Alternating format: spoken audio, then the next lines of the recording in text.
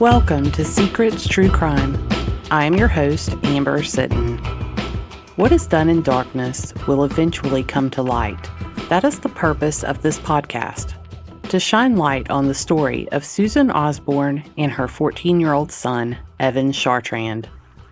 They vanished from their home in the tiny Alabama community of Holtville on Memorial Day in 2017. They haven't been seen or heard from since, and their bodies have not been found. This is episode 5 of a serial podcast, with each episode building upon the previous. If you have not listened to episodes 1 through 4, please stop and listen to it first, or you probably won't understand what's happening in this episode. Listener discretion is advised. While this episode doesn't contain foul language, the subject matter may involve violence, sexual content, murder, and adult themes. It is not suitable for younger listeners. If you know or have known Jerry, or knew Susan after she was married to Jerry, I want to hear from you. Someone knows something. The information you may think is small or insignificant could make a difference in this case, and you can remain anonymous. secretstruecrime@gmail.com or the Elmore County Sheriff's Office at 334-567-5546. Today we will be hearing from a special guest, Mark Gillespie. Mark has 35 years of experience in forensic science and investigations. He has his master's degree in forensic science and was the director of a forensic science division of a police department for many years. He's a former federal agent and has owned Gillespie Security and Investigations for 15 years now. He specializes in criminal defense investigations, cold cases, human trafficking, and missing persons. You don't have to speak with Mark long to realize he has a huge heart and passion for victims, and I feel very fortunate he was willing to talk with me for this podcast.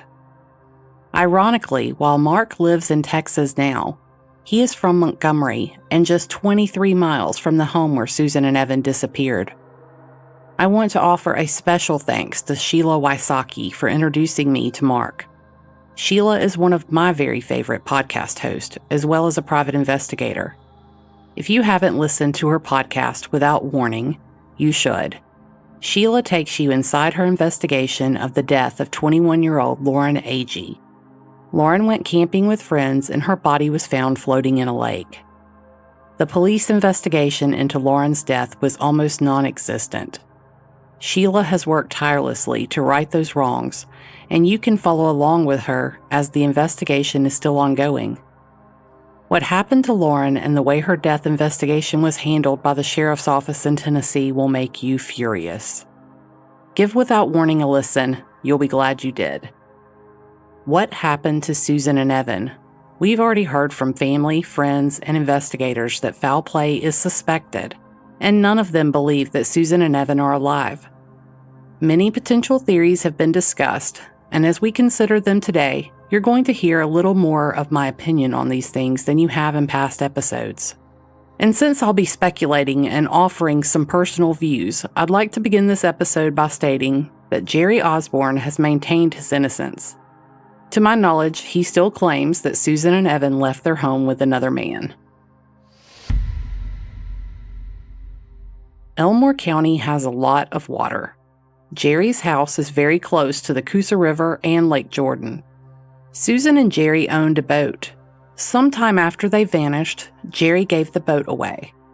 The investigators did recover and process the boat, and they told me the boat needed some mechanical work. They didn't think the boat would have been reliable enough for someone to use to try to dispose of 2 bodies. They also stated they didn't find any evidence on the boat. After death, bacteria and decomposition cause gases to build up in the human body, which causes bodies in water to float. Even bodies that have been weighted down typically break free and float. The investigators searched the Coosa River using a boat equipped with sonar. While this scenario can't be completely ruled out, odds are Susan and Evan's bodies would have been found by now if they'd been placed in water. When I began to look into this case, one of the first things I heard was that their bodies may have been burned. I was instantly shocked and in disbelief that this was even a possibility. Is it even possible to burn a body, much less two bodies, in a backyard and leave no trace? I had so many questions. I turned to Google and spent many hours searching some pretty terrible phrases and reading everything I could find. I learned a few things, but the answers to my questions weren't going to be answered by Google. Sheila Wysocki recommended Mark to me, and we sat down to discuss the case. But before we hear from him, I want to give you some information to orient you to the area, Jerry's neighborhood, and his home. Holtville is a rural community, but Jerry's home is located in a subdivision. Per tax records, his lot is only half an acre, and most of the lots around him are about that same size. Some range in size up to an acre. I would estimate that Jerry's home is about 50 feet from his neighbor's. Jerry and his neighbor both have a 6-foot wooden privacy fence surrounding their backyards, and they share the fence line down the left side of Jerry's lot. Jerry's house is also next to the corner of his street and a heavily traveled highway for this area. His home and driveway are visible as you drive down the road headed towards Wetumpka. My first question from Mark is one that has bothered me from the very beginning, with the theory of their bodies being burned in the backyard. As far as burning the bodies, the theory is that the bodies were burned in the backyard. Would there not be any odor that might cause alarm? I mean, there's a house 50 feet away. Yeah, there would be a stench. It would be a very noticeable stench. And when I say stench, I'm not saying there will be a smell or a stinky smell. It'll be a foul smell. So yeah, I would think that if you were a neighbor and if you were around, you would smell something fairly soon. It may not last for a long time, but that smell, that stench would be there. So there would have been a noticeable stench. I haven't heard reports of an odor like this, but if their bodies were burned late at night, it's possible this odor could have gone unnoticed. But what would it take to burn a body? How hot would the fire need to be, and for how long? Would it be possible to burn two bodies in a backyard without a trace remaining to be found? A crematorium burns at about 2,000 degrees Fahrenheit. When you look at crematoriums, they have a purpose involved, and that is to burn everything into ashes.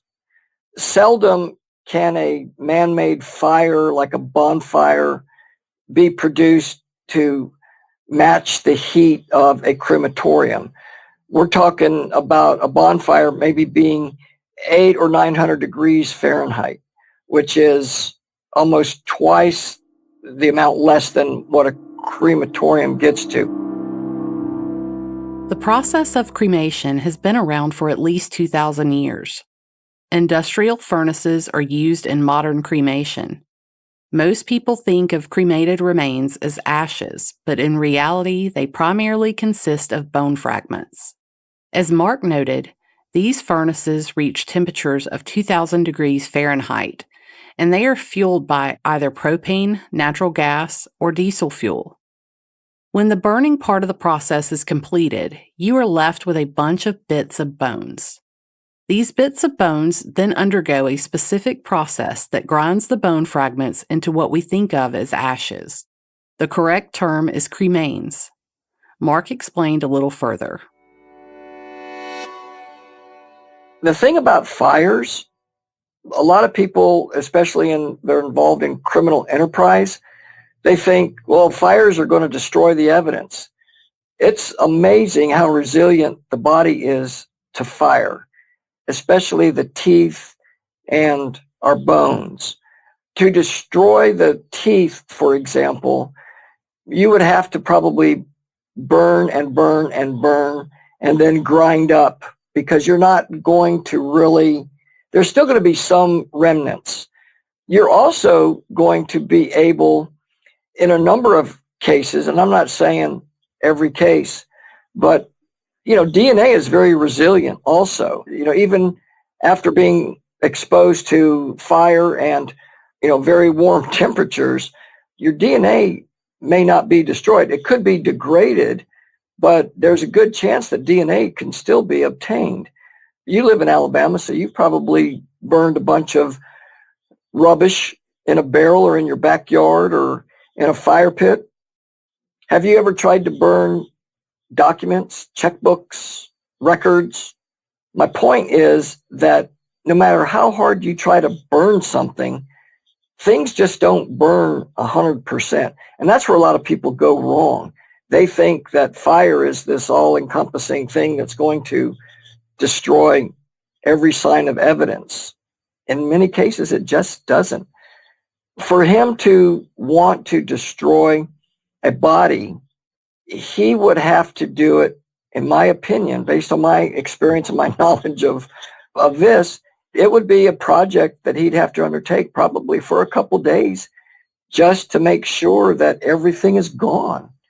And then when I say everything is gone, it would also require him to most likely go through the debris after it's cooled down to see what's remaining and then start another fire or grind things up. So it's not like just going into a backyard and setting a match and letting it roar. I think that a lot of people are fooled by the weakness of fire. Take 9/11. 9/11 melted iron beams, but they were still able to find human remains. So don't be fooled by fire. If I were to come there today, the first thing I would look at was that fire pit, that area. It would almost look like be setting up an archaeological dig where you've got screen sifters and you're just taking shovels, very delicately, shovels of the soil and that whatever was burned there, and you're just running it through this little sifter and seeing what remains. I spoke to a woman we will call Amy. Amy lives in the area, and while not a direct neighbor of Jerry's, when the investigators were serving the search warrant, she was visiting someone who was. Amy has been helpful and provided me some great information. However, she, like so many others I'm encountering, is afraid of Jerry. Amy does not want to be identified. She told me she sat in the backyard of a neighbor's home and watched the investigators remove what appeared to be ashes stored in 5-gallon buckets from Jerry's storage shed. According to Amy, the investigators would then run the ashes through a sifter. She told me the investigators sifted ashes for hours. She said she saw the boat the investigators used to search the Coosa River as it was parked on the street near Jerry's house. She also saw the cadaver dogs. Amy provided a pretty detailed description of the scene at Jerry's home that day.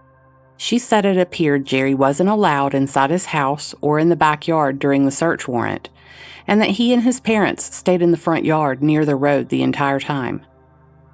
She said his mom and dad sat in lawn chairs near the street, and she described Jerry as pacing back and forth almost constantly. Amy said he would occasionally squat down near where his parents sat. She said this lasted for hours and hours. She provided me with some photos she took that day, and I'll be sharing those on the Secrets True Crime social media accounts. I want to explore the possible details of the events if Susan and Evan's bodies were burned in their backyard. They disappeared on the afternoon or night of Memorial Day on May 29, 2017. Some type of fuel would be needed to get a fire even close to hot enough, and I believe it would take a significant amount of fuel.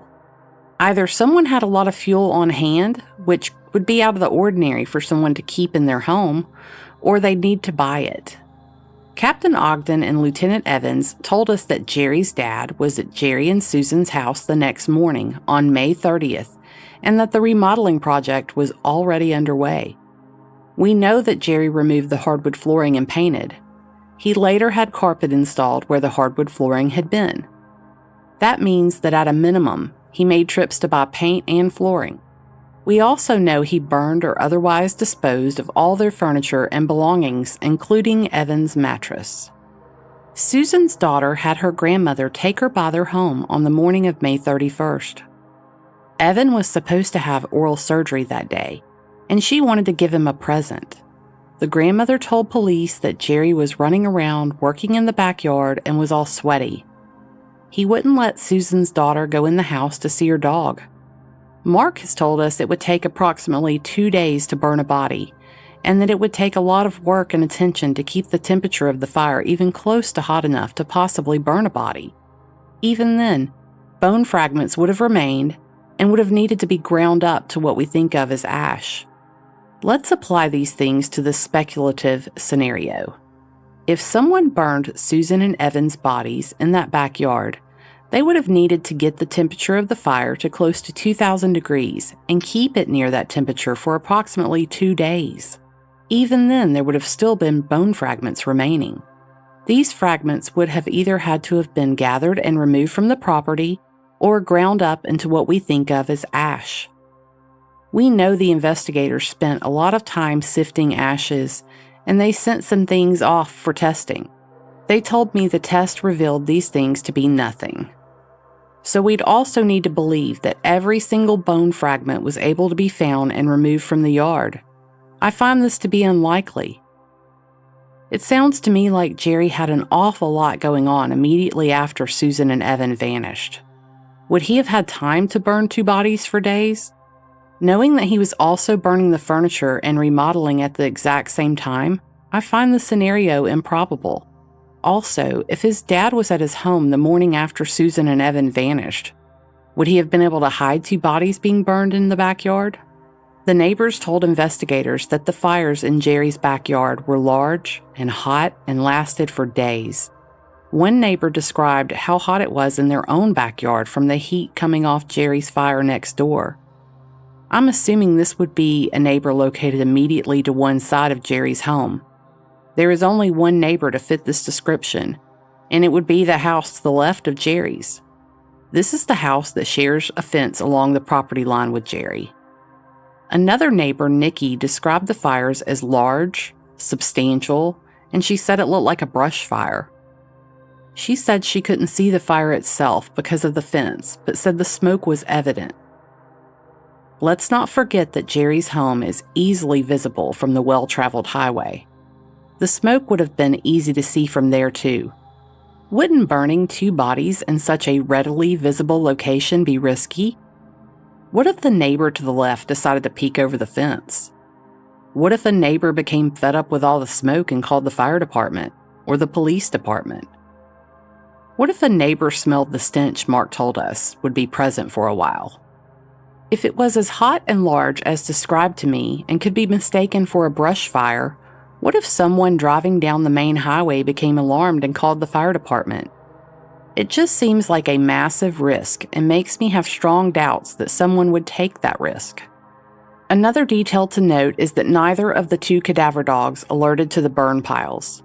Mark and I discussed all these details, and he also doesn't believe Susan and Evan's bodies were burned in the backyard. I think burning a fire like that, as soon as you set that match, you don't know what's going to happen.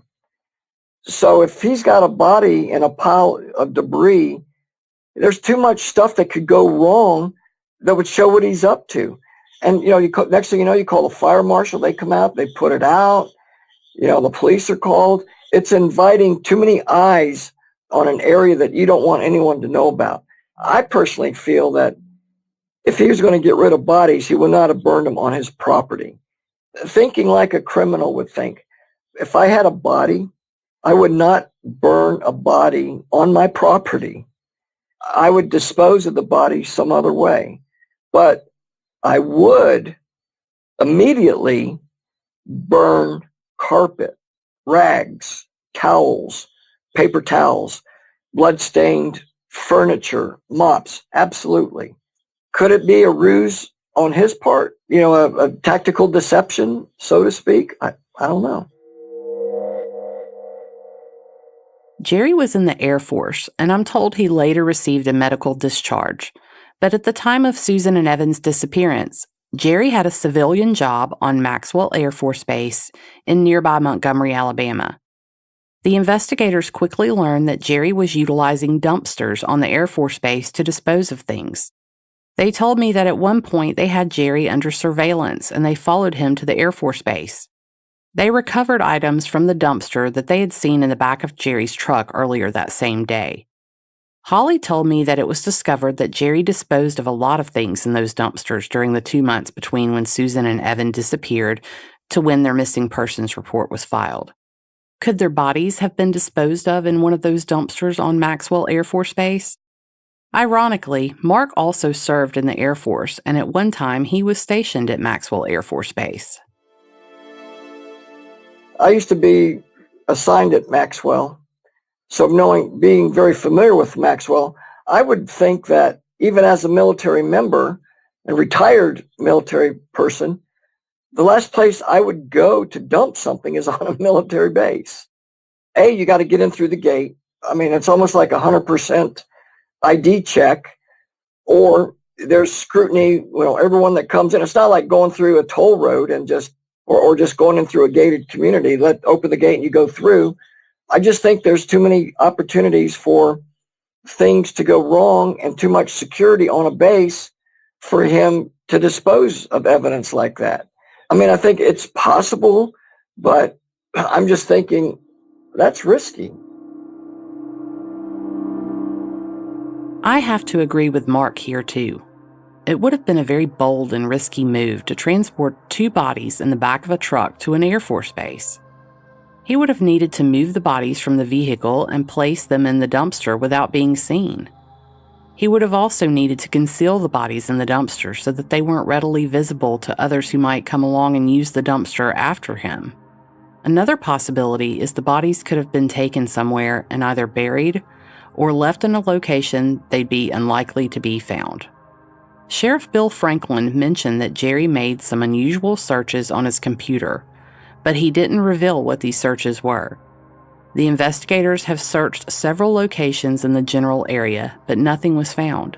Could Jerry's internet search history provide some clues to other locations that could be searched? Could Jerry have been looking for locations to dump their bodies? I don't yet know the answer to this question, but I know that it is one that weighs heavily every day on Susan and Evan's loved ones. Join us next time on Secrets True Crime. Thank you for listening.